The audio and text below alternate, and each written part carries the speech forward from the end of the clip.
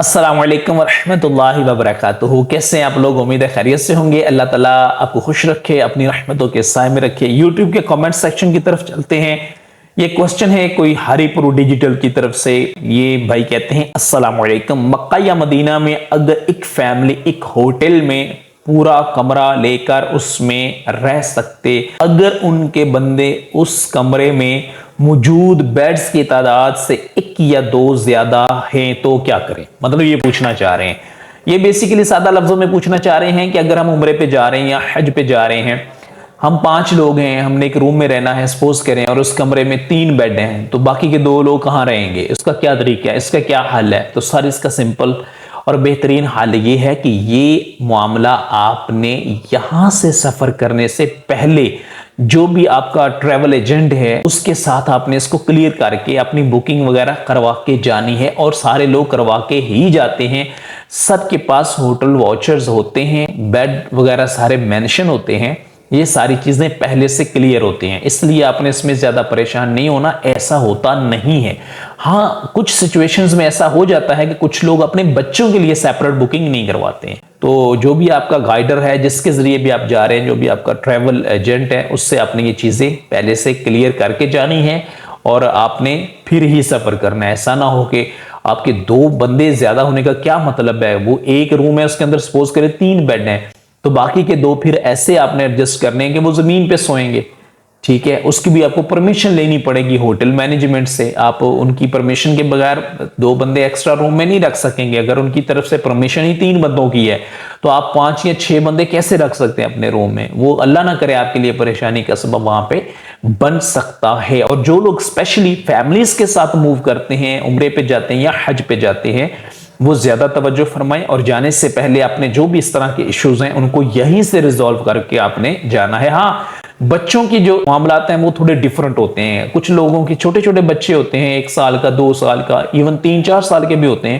تو وہ اپنے بڑوں کے ساتھ اسی بیڈ پہ ایڈجسٹ ہو سکتے ہیں، ٹھیک ہے؟ اب سپوز کریں چھوٹے چھوٹے بچے ہیں، 2-2 سال کے ہیں، تو وہ اپنی ماں کے ساتھ بھی اسی بیڈ پہ سو سکتا ہے، اپنے باپ کے ساتھ بھی بیڈ پہ سو سکتا ہے، اس میں کوئی پرابلم نہیں ہے، اور سیپریٹ اس کے لیے بیڈ لینے کی بھی ضرورت نہیں ہے۔ اس سے بچت بھی ہوتی ہے، ایک بچہ ہے 2 سال کا، اس کے 3 سال کا، اس کے لیے علیحدہ سے آپ بیڈ لیں گے تو ظاہری بات ہے پیسے زیادہ لگیں گے، تو اس طرح آپ کے پیسے بھی بچیں گے۔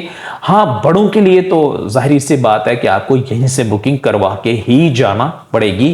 وہاں پہ جب آپ جائیں گے تو آن سپورٹ آپ کو نئے روم ڈھونڈنا، بیڈ ڈھونڈنا، یہ بڑا مشکل ہوتا ہے اور بڑا مہنگا ہوتا ہے، اور سیزنل سچویشن ہوتی ہے سم ٹائم، لائک کوئی اگر رمضان شریف میں گیا ہوا ہے یا حج کے سیزن میں گیا ہوا ہے اور اس طرح کا مسئلہ ہو گیا ہے، وہاں پہ بہت زیادہ کراؤڈ ہوتا ہے، تو اس وقت وہاں پہ مہنگائی بڑی زیادہ ہوتی ہے۔ یہاں جانے سے پہلے جو آپ بکنگ اپنی مرضی سے کروائیں گے، اپنے پاکٹ کے مطابق کروائیں گے نا، جتنی آپ کی اللہ نے توفیق دی ہے، جتنے آپ کے پاس پیسے ہیں اس کے مطابق آپ یہاں سے بکنگ کروائیں گے، دور کروائیں، قریب کروائیں، جیسے مرضی کروائیں۔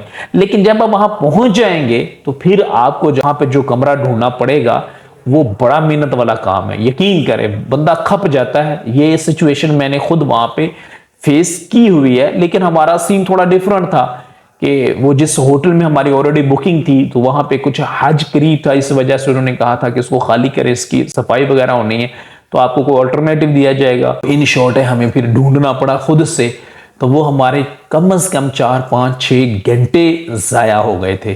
تو اس طرح پھر آپ کے گھنٹے بھی ضائع ہوں گے، محنت بھی لگے گی، تھک بھی جائیں گے، فیملی ساتھ ہے، بچے ساتھ ہے، تو شدید پریشانی کا سامنا پھر کرنا پڑتا ہے۔ تو اللہ تعالیٰ آسانیاں پیدا فرمائے ہم سب کے لیے دونوں جہانوں میں، تو اللہ خیر کرے۔ لیکن جانے سے پہلے ایسے معاملات خدا را اپنے ریزالو کر کے جائیے گا، ایسا نہ ہو کہ وہاں جا کے پھر آپ زیادہ پریشانی میں پھنس جائیں۔